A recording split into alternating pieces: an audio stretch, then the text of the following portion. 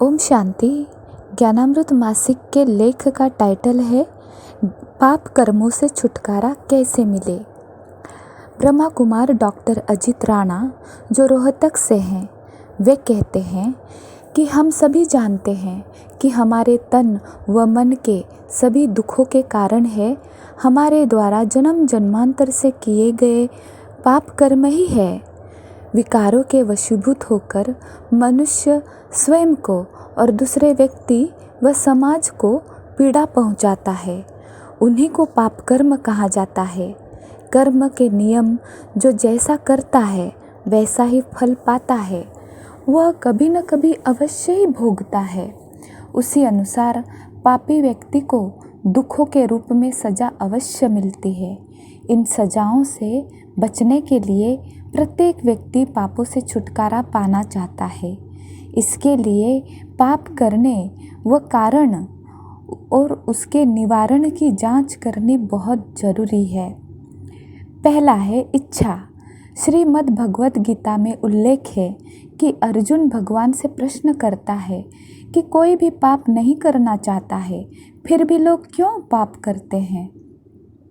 भगवान उत्तर देते हैं कि मनुष्य की इच्छा उनके बुद्धि को हर कर उनसे पाप कर्म करवाती है। महात्मा बुद्ध भी कहते हैं कि मनुष्य की इच्छाएं व लालसाएं ही उनके दुखों का कारण है। महात्मा गांधी ने सिद्धांत दिया कि राम राज्य चाहते हो तो इच्छाओं को कम करो। इच्छा दमन करने के लिए उन्होंने हठयोग को अपनाया गया। इसके लिए महर्षि पतंजलि ने अपने योग दर्शन में चित्त वृत्ति के निरोध का सिद्धांत दिया, परंतु न मानव की इच्छा कम हुई न दुख दूर हुए। अब संगम युग पर शिव परमात्मा अवतरित होकर बताते हैं कि इच्छाओं और वृत्तियों को दबाओ नहीं, बल्कि उनका श्रेष्ठता में बदलो। इससे पाप कर्म समाप्त होंगे। इच्छा श्रेष्ठ कैसे बने? इच्छा को श्रेष्ठ दिशा देने के लिए सरल ईश्वरीय ज्ञान व सहज राजयोग को अपनाकर अपने अंदर पवित्रता, प्रेम, शांति, आनंद आदि गुण व शक्तियों को धारण करना होगा। अब दूसरा पॉइंट है संस्कार। इच्छा संस्कार जनित है। चोरी के संस्कार चोर के मन में चोरी की इच्छा उत्पन्न करते हैं। सतयुग में जहाँ सनातन योग बल से पैदा होते हैं बच्चे, सतयुग में देवी देवताओं के संस्कार सतो प्रधान होने के कारण वहाँ न काम वासना न चोरी इत्यादि इच्छा उत्पन्न होती ही नहीं, न कोई अन्य पाप कर्म होता है। देवताओं को संपूर्ण निर्विकारी मर्यादा पुरुषोत्तम कहा जाता है। इस कारण हमें भी चाहिए कि हम राजयोग मेडिटेशन अपनाकर अपने संस्कारों को सुधारे, सतो प्रधान बनाए तथा पाप कर्मों से छुटकारा पाए। तीसरी पॉइंट है अहंकार। अनुभव बताता है कि अहंकारवश व्यक्ति किसी का भी अपमान व शोषण या हानि आदि पहुंचाकर पाप करता है। बदले में दूसरा व्यक्ति अहंकार व क्रोध में आकर बिना सोचे समझे उस व्यक्ति को कुवचन व कुकर्म से अधिक गहरी चोट पहुंचाता है, वह पाप कर डालता है। इसी प्रकार पाप की प्रजनन प्रक्रिया अहंकार से शुरू होती है। भक्ति में भी गायन है, दया धर्म का मूल है और पाप अभिमान का मूल है। यदि हम अहंकार को छोड़कर शिव बाबा द्वारा दिया गया आत्मा भाई भाई का मंत्र तथा समता व दया भाव अपनाए तो पाप से बचा जा सकता है।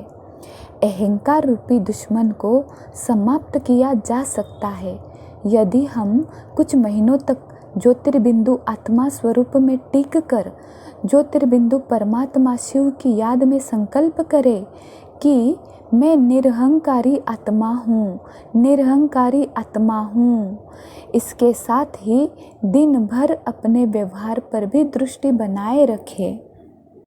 चौथा पॉइंट है क्रोध।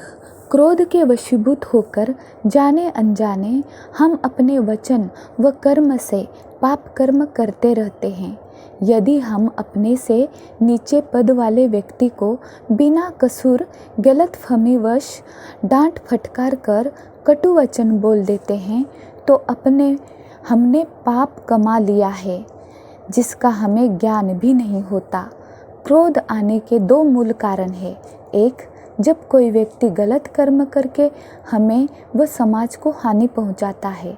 दूसरा, जब कोई व्यक्ति झूठ बोलता है। इसके निवारण के लिए शिव बाबा ने ज्ञान का एक अचूक अस्त्र हमें दे दिया है। वह अस्त्र है कि ड्रामा में हर एक का पार्ट पूर्व निर्धारित है। इसी से किसी पर क्रोधित होने का आधार ही नहीं रहता। हाँ, बाद में शांत माहौल में शुभ भावना के साथ सावधानी देकर न केवल पाप से बच सकते हैं बल्कि पुण्य भी कमा सकते हैं। 5वीं पॉइंट, अन्याय करना तो पाप कर्म है ही, परंतु अन्याय को सहन करना उससे भी बड़ा पाप कर्म है।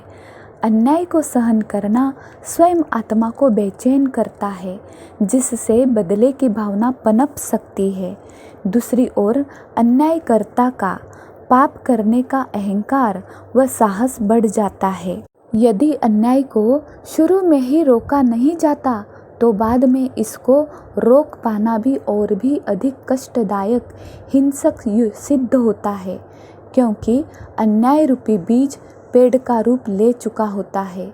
इसलिए कहावत बनी कि बुराइयों को पैदा होते ही समाप्त करो। अन्याय ना करने व इसको शुरू में ही उखाड़ कर फेंकने के लिए शिव बाबा हमें राजयोग द्वारा अष्ट शक्तियाँ प्रदान कर पाप कर्मों से बचाते हैं। 6वां पॉइंट है अंतर्दृष्टि।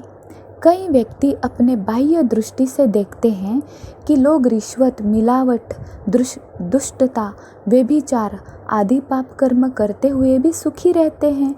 यह देखकर वे भी पाप कर्म करने को प्रेरित होते हैं, परंतु यदि वे अंतर्दृष्टि से देखें तो उनको ज्ञात होगा कि उनका वर्तमान सुख है। उन द्वारा किए गए वर्तमान के पाप कर्मों का फल न होकर भूतकाल के पुण्य कर्मों का फल वो भोग रहे हैं, क्योंकि कर्म का नियम तो अटल है। इसलिए व्यक्ति अपनी अंतर्दृष्टि का विस्तार करके पाप कर्म करने से छूट सकता है। 7वीं पॉइंट है संग। नज़दीकी मित्र, रिश्तेदार आदि जो भी गलत संग से पाप कर्म करने की मिल रही है, निरंतर कुप्रेरणा से व्यक्ति पाप कर्म करने लगता है, क्योंकि संपर्क का नियम है। जैसे कि बर्फ के संपर्क से ठंड व आग के संपर्क से गर्मी लगती है, यह भी अटल है। इसलिए शिव बाबा कहते हैं, संग तारे कुसंग बोरे। व्यक्ति शिव परमात्मा से व दैवी परिवार से जुड़कर कुसंग जनित पाप कर्मों से बच सकता है। सारांश है, हम अपनी इच्छा, संस्कार, अंतर्दृष्टि व संग को श्रेष्ठ बनाकर तथा अहंकार, क्रोध व अन्याय को जीतकर पाप कर्मों से छुटकारा पा सकते हैं। इसके लिए सरल ईश्वरीय ज्ञान व सहज राजयोग को अपनाएं। ओम शांति।